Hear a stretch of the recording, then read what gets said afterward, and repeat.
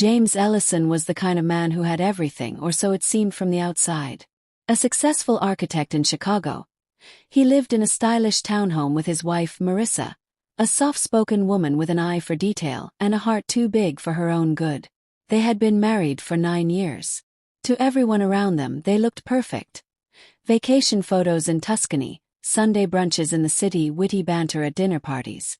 But beneath the polished surface, something rotted quietly. James had long since lost his way. It had started 3 years into the marriage. Late nights at work, too many drinks at networking events, fleeting compliments from strangers. The first time he slept with another woman, it was in a hotel in New York. A fellow architect, bold and brilliant, and nothing like Marissa. It was a one-night stand. Or so he told himself. But it didn't stop. James had a weakness for the chase, for feeling desired. He justified it to himself. He never brought these women home. He never fell in love with them. It's just physical, he said. I always come back to her. And he did. Every time.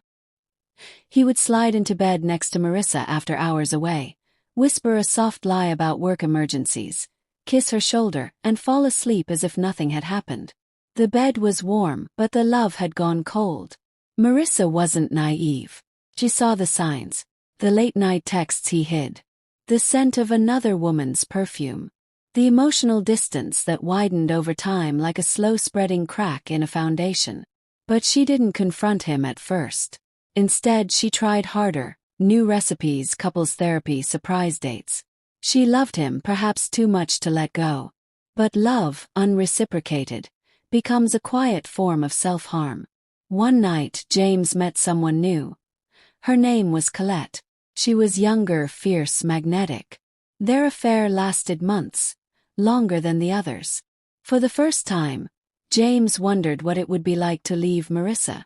But Colette had no interest in being his mistress forever. Be a man, she told him. Make a choice. So he did. He told Marissa the truth. Or rather, a watered-down version of it. There's someone else, he said. I didn't mean for it to happen. Marissa listened silently. Her hands trembled slightly as she poured herself a glass of water. Then, with remarkable calm, she replied, You've been leaving me for years, James. This is just the first time you told me. There were no screaming matches. No throne plates. Marissa simply packed a small suitcase, left their home, and moved into her sister's spare bedroom. She filed for divorce quietly 2 weeks later. James moved in with Colette. For a while it felt right. But time revealed truths he had ignored. Colette didn't love him. She loved the thrill, the secrecy, the danger of the affair. As soon as their relationship became mundane, she drifted away. Within 6 months she was gone. Left alone in the sleek, cold home he once shared with Marissa, James found that the silence he had once craved now echoed like guilt. He tried calling Marissa once, months later. She didn't answer. She had started over. New job, new apartment, even someone new in her life. Someone who saw her, stayed with her, chose her. James still had the bed, the house, the job, but the space beside him remained empty. Not physically, emotionally, permanently. Because some things once broken don't mend. Some choices once made cannot be taken back. And some people once left too many times, learn never to wait again. James still walked the same streets, drank the same coffee, showed up to work with the same pressed shirts and tight smile. But internally, he was no longer the man who had once juggled affairs with careless ease. He had become a shell, well-dressed, well-paid, and deeply alone. He hadn't tried to sleep around again. The thrill was gone. What remained was a gnawing dullness, like an ache in a tooth long dead.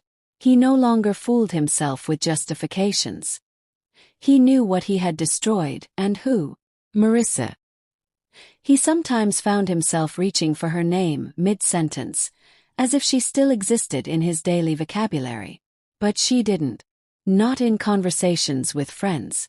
Not in family gatherings, where his mother now gave him a cold smile and asked nothing about his personal life.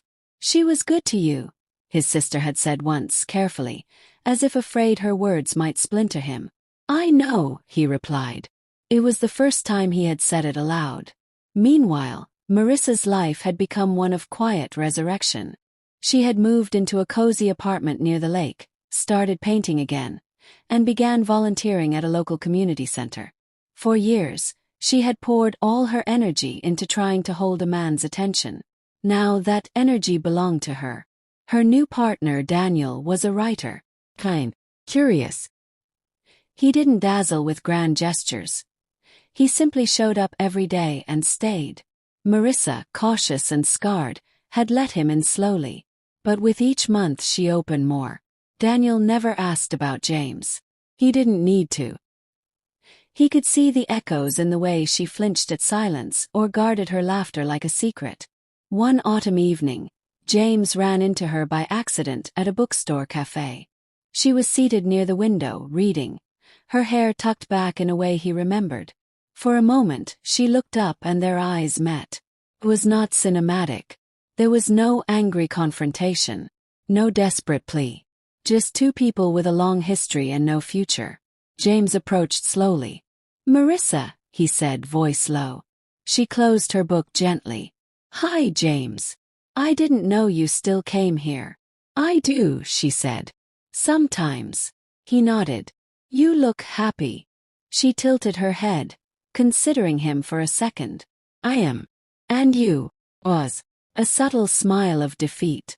"I'm getting there." Marissa nodded and stood to leave. She wasn't cruel. She didn't gloat. But she had nothing else to say.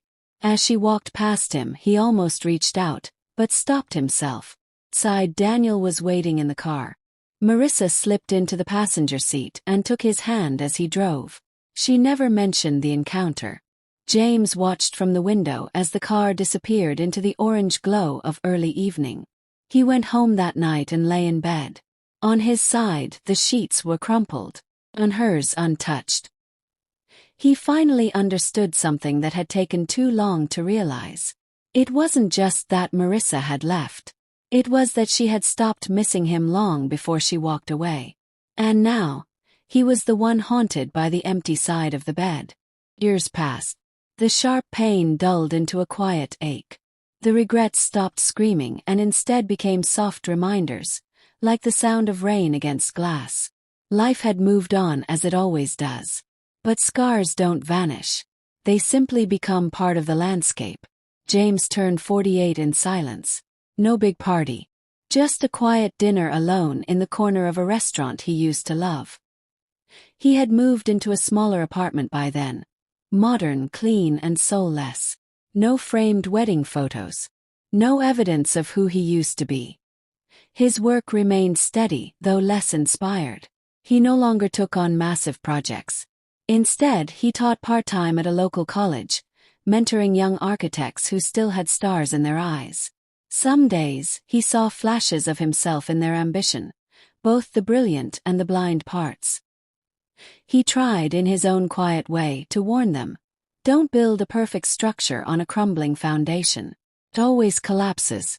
Marissa, on the other hand, had remarried. She and Daniel lived in a 2-story house near the woods with a garden in the back. On weekends, she painted in the sunroom. On some days, they'd drive out to small towns, pick up old books, antique clocks, or nothing at all. They were at peace. No fireworks, no drama. Just steady, ordinary love, the kind she had always deserved. She didn't hate James. Not anymore. Time had softened the edges. What had once been betrayal now felt like a lesson. Painful, yes, but necessary. Sometimes in dreams she saw his face, not with longing but with understanding. In those dreams, he wasn't the man who hurt her. He was just a man who didn't know how to be whole. James never remarried. He dated here and there but nothing stuck. He knew deep down that part of him had been left behind on the night Marissa walked out the door. And part of her, her trust, her belief in him, had died long before that. But he wasn't bitter. He had finally accepted it. Not everyone gets a second chance. Some only get a moment, a window, and when it closes, you live with what you did inside it.